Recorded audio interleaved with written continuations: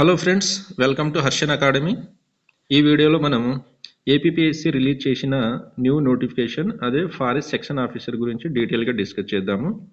So ఈ నోటిఫికేషన్లో మనకి ఫారెస్ట్ సెక్షన్ ఆఫీసర్ కింద టోటల్ 100 వేకెన్సీస్ అనేది చూపించడం జరిగింది. సో మనం ఆన్లైన్ ద్వారా అప్లై చేయాల్సి ఉంటుంది. వెబ్సైట్, అఫీషియల్ వెబ్సైట్ నుంచి మనకి ఎప్పటి నుంచి అంటే 28th జూలై నుంచి 17th ఆగస్ట్ వరకు అప్లై చేసుకోవడానికి టైం ఇచ్చారు. సో ఎవరైనా ఫ్రెష్ క్యాండిడేట్స్ ఉంటే కనుక ఓటీపీఆర్ ఐడి అనేది ఫస్ట్ క్రియేట్ చేసుకోవాలి. దాని తర్వాత మనం వెబ్సైట్లో అప్లై పోస్ట్కి సంబంధించిన అప్లై చేసుకోవాల్సి ఉంటుంది. టెస్ట్ అంటే మెయిన్ ఎగ్జామినేషన్ అనేది కండక్ట్ చేయడం జరుగుతుంది. అది కూడా ఆఫ్లైన్లో కండక్ట్ చేస్తారు. సో ప్రిలిమ్స్ ఎగ్జామ్ గురించి మనకి సెప్టెంబర్ 7th కండక్ట్ చేస్తామని చెప్పి మెన్షన్ చేశారు. అండ్ మెయిన్ ఎగ్జామినేషన్ గురించి తర్వాత డేట్స్ అనేది అనౌన్స్ చేస్తామని మెన్షన్ చేయడం జరిగింది. సో ఇక్కడ కనుక పోస్టులు చూసుకుంటే మనకి క్యారీ ఫార్వర్డ్ పోస్టులు వచ్చేసి 30 ఉన్నాయి, ఫ్రెష్ వేకెన్సీస్ వచ్చేసి 70 ఉన్నాయి. ఓవరాల్గా మనకి 100 వేకెన్సీస్ అనేది చూపించడం జరిగింది. ఎలిజిబిలిటీ కనుక చూసుకుంటే కనుక అంటే ఫిజికల్గా ఫిట్ ఉండాలి, క్యారెక్టర్ అంటే ఎటువంటి కేసులు కానీ అలా ఉండకూడదు. నెక్స్ట్ వచ్చేసి ఇండియన్ సిటిజన్ ఉండాలి అండ్ అకాడమిక్ క్వాలిఫికేషన్స్ కూడా మ్యాచ్ అవ్వాలి. సో ఎడ్యుకేషనల్ బ్యాక్గ్రౌండ్ ఒకసారి చూద్దాము. సో ఎడ్యుకేషనల్ బ్యాక్గ్రౌండ్ అంటే ఎస్పెషల్లీ సైన్స్ బ్యాక్గ్రౌండ్ ఉన్న వాళ్ళకి ప్రయారిటీ ఇవ్వడం జరుగుతుంది. బ్యాచిలర్ డిగ్రీ ఇన్ బాటనీ కానీ, forestry, horticulture, geology, physics, chemistry, maths, statistic, geology, agriculture, ఇవి డిగ్రీలో చదివిన వాళ్ళకి. ఇంజనీరింగ్ బ్యాక్గ్రౌండ్ ఉన్న వాళ్ళకైతే chemistry, chemical engineering and mechanical engineering, civil engineering. So ఈ బ్యాక్గ్రౌండ్ ఉన్న వాళ్ళు మాత్రమే ఈ పోస్ట్కి ఎలిజిబుల్ ఉంటుంది. సో ఫిజికల్ రిక్వైర్మెంట్ చూసుకుంటే కనుక హైట్ 163 సెంటీమీటర్స్ ఉండాలి, చెస్ట్ వచ్చేసి 84 ఉండాలి, ఎప్పుడైతే ఎక్స్పాండ్ అయినప్పుడు 5 సెంటీమీటర్స్ ఉండాలి. ఉమెన్ క్యాండిడేట్స్కి అయితే కనుక 150 సెంటీమీటర్స్ హైట్ ఉండాలి, చెస్ట్ వచ్చేసి 79 సెంటీమీటర్స్ ఉండాలి, ఎక్స్పాండ్ అయినప్పుడు 5 సెంటీమీటర్స్ ఉండాలి. So minimum height relaxation 5 centimetres ఇచ్చారు in case of candidates who belong to Gorkha, Nepalis, Assamese, ఇక్కడ మెన్షన్ చేసిన కొన్ని కేటగిరీస్ ఉన్నారు కదా, షెడ్యూల్ ట్రైబ్స్, వీళ్ళందరికీ 5 సెంటీమీటర్స్ అనేది రిలాక్సేషన్ ఇచ్చారు. అదే షెడ్యూల్ ట్రైబ్స్కి అయితే కనుక 158 సెంటీమీటర్స్ హైట్ ఉండాలి, చెస్ట్ వచ్చేసి 78.8 సెంటీమీటర్స్ ఉండాలి.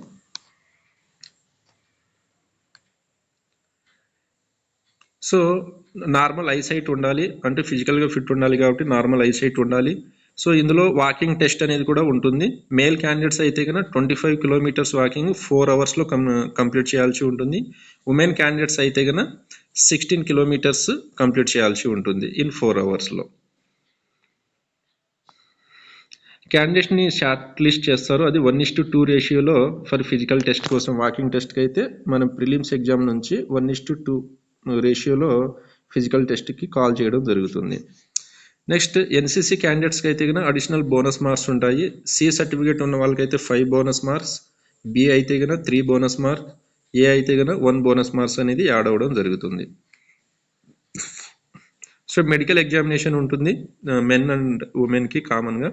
సో ఎక్కడంటే కనుక బోర్డ్ అట్ రాజమహేంద్రవరం అని చెప్పి అక్కడ మీకు మెడికల్ టెస్ట్ అనేది కండక్ట్ చేయడం జరుగుతుంది. రిజర్వేషన్కి వచ్చేసరికి వర్టికల్ రిజర్వేషన్ ఫాలో అవుతున్నారు. Direct recruitment respect schedule tribes, schedule caste, backward classes, economically weaker section వాళ్ళకి వర్టికల్ రిజర్వేషన్ ఫాలో అవుతున్నారు. హారిజాంటల్ రిజర్వేషన్ వచ్చేసి women, X service man and sports పర్సన్కి వచ్చేసి హారిజాంటల్ రిజర్వేషన్ అనేది ఫాలో అవుతున్నారు. సో ఏజ్ వచ్చేసి minimum 18 years ఉండాలి, మ్యాక్సిమం 30 ఇయర్స్ ఉండాలి ఎప్పటికంటే 1 జూలైకి. సో ఈ ఏజ్ అనేది ఒకసారి చూసుకోండి. SC, ST, BC and EWS క్యాండిడేట్స్కి వచ్చేసి 5 ఇయర్స్ రిలాక్సేషన్ ఇచ్చారు. ఫర్ ఎస్సీ, ఎస్టీ వచ్చేసి క్యారీ ఫార్వర్డ్ వేకెన్సీస్కి వచ్చేసి 10 ఇయర్స్ ఇచ్చారు. సో ఈ డిఫరెన్స్ అయితే గుర్తుపెట్టుకోండి. 10 ఇయర్స్ వచ్చేసి ఓన్లీ క్యారీ ఫార్వర్డ్ వేకెన్సీస్ మాత్రమే అప్లై అవుతుంది. సో ఎలా అప్లై చేసుకోవాలనేది ఇక్కడ మనకి స్టెప్ బై స్టెప్ ఇవ్వడం జరిగింది. సో ఫస్ట్ స్టెప్ వచ్చేసి ఓటీపీఆర్ అనేది క్రియేట్ చేసుకోవాల్సి ఉంటుంది. దాని తర్వాత ఓటీపీఆర్ క్రియేట్ అయిన తర్వాత లాగిన్ అయ్యి అప్లికేషన్ ఫామ్ అప్లై ఆన్లైన్ చెప్పి ఆన్లైన్ అప్లికేషన్ అని చెప్పి మెన్షన్ చేశారు. అక్కడ క్లిక్ చేసి మీ డీటెయిల్స్ అన్ని ఎంటర్ చేసుకొని ఫైనల్గా పేమెంట్ చేస్తే కనుక మీకు పేమెంట్ ప్రాసెస్ కూడా ఇచ్చారు. సో ఫీ విషయానికి వస్తే కనుక Applicant must be 250 rupees towards application processing fee and 80 rupees towards the examination fee అని చెప్పి ఇచ్చారు. సో ఓవరాల్గా 250 ప్లస్ 80 రూపీస్ పే చేయాల్సి ఉంటుంది. So exempted from the payment of exam 80 rupees ఎవరికంటే SC ST BC and ex service మ్యాన్కి 80 rupees ఉండదు. So 250 అయితే పే చేయాల్సి ఉంటుంది. మోడ్ ఆఫ్ పేమెంట్ ఫీ వచ్చి net banking, credit card or debit card ద్వారా పే చేయొచ్చు. సో మీరు ఏదైనా కరెక్షన్ చేయాలనుకుంటే కనుక 100 రూపీస్ విల్ బి ఛార్జ్డ్, అంటే 100 రూపీస్ ఉంటుంది. అందులో కూడా మీరు name, fee and age relaxation ఈ 3 కాకుండా మిగిలిన ఏ విషయంలో అయినా కూడా మీరు 100 రూపీస్ పే చేసి మీ డీటెయిల్స్ అనేది ఎడిట్ చేసుకోవచ్చు.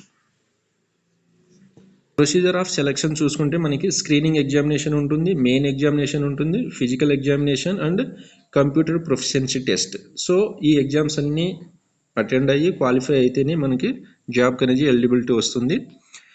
సో ఓపెన్ కాంపిటీషన్కి చూసుకుంటే కన్నా open competition ex service man ఈడబ్ల్యూఎస్కి అయితే కన్నా 40% రావాలి, బ్యాక్వర్డ్ క్లాసెస్కి అయితే 35% రావాలి, ఎస్సీ ఎస్టీకి అయితే 30% అనేది మినిమం స్కోర్.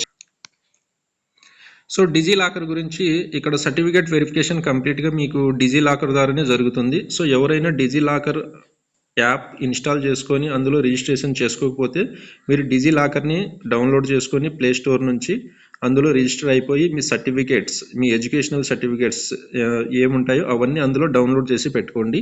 సో మీకు డిజీ లాకర్ ద్వారా మాత్రమే సర్టిఫికేట్ వెరిఫికేషన్ జరుగుతుందని చెప్పి క్లియర్గా మెన్షన్ చేశారు. సో ఇక్కడ మీకు క్యారీ ఫార్వర్డ్ వేకెన్సీస్ మెన్షన్ చేయడం జరిగింది. మీరు నోటిఫికేషన్ డౌన్లోడ్ చేసుకొని సో మీకు ఎక్కడెక్కడైతే వేకెన్సీస్ ఉన్నాయో ఒకసారి చెక్ చేసుకోండి మీ కేటగిరీ వైజ్. ఓకే, ఫ్రెష్ వేకెన్సీస్కి అయితే కన్నా ఇక్కడ మెన్షన్ చేశారు. సో ఇక్కడ కూడా చెక్ చేసుకోండి.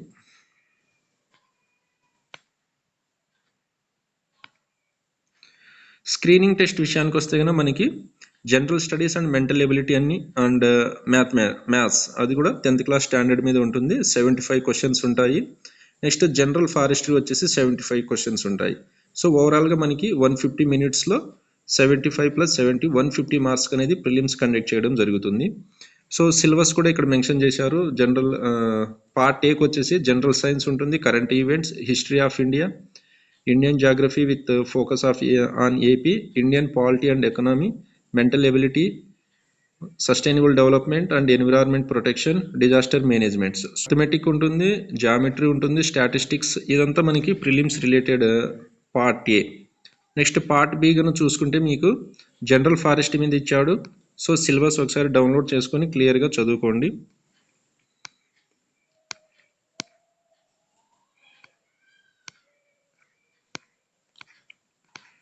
మెయిన్ ఎగ్జామినేషన్ చూసుకుంటే మనకి ఫస్ట్ క్వాలిఫైయింగ్ టెస్ట్ ఉంటుంది. General English 150 marks, general Telugu 50 marks. So ఈ పేపర్ వచ్చేసి మీకు ఓన్లీ క్వాలిఫైయింగ్ పర్పస్. సో ఇది మీకు మెరిట్ కింద యాడ్ అవ్వదు, జస్ట్ క్వాలిఫైయింగ్ మార్క్స్ ఉంటుంది.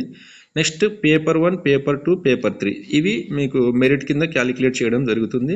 So general studies and mental ability 150కి ఉంటుంది, మ్యాథమెటిక్స్ ప్యూర్ మ్యాథ్స్ వచ్చేసి 150కి ఉంటుంది, జనరల్ ఫారెస్ట్ వచ్చేసి 150 మార్క్స్. సో ఓవరాల్గా మీకు 450 మార్క్స్ అనేది మెయిన్ ఎగ్జామినేషన్ కండక్ట్ చేయడం జరుగుతుంది. సో దానికి కావాల్సిన సిలబస్ కూడా మీకు నోటిఫికేషన్లో ఉంటుంది, ఒకసారి చూసుకోండి.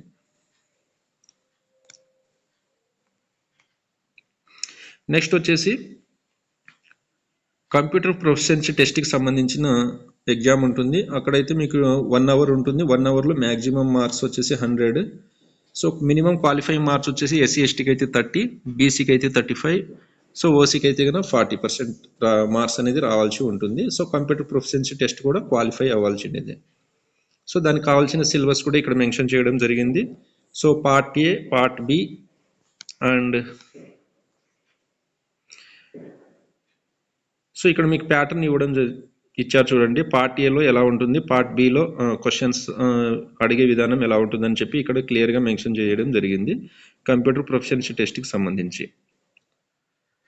సో థ్యాంక్ యూ ఫ్రెండ్స్, ఇది ఫారెస్ట్ సెక్షన్ ఆఫీసర్ సంబంధించిన నోటిఫికేషన్ గురించి డీటెయిల్గా ఎక్స్ప్లెయిన్ చేశాను. Thank you.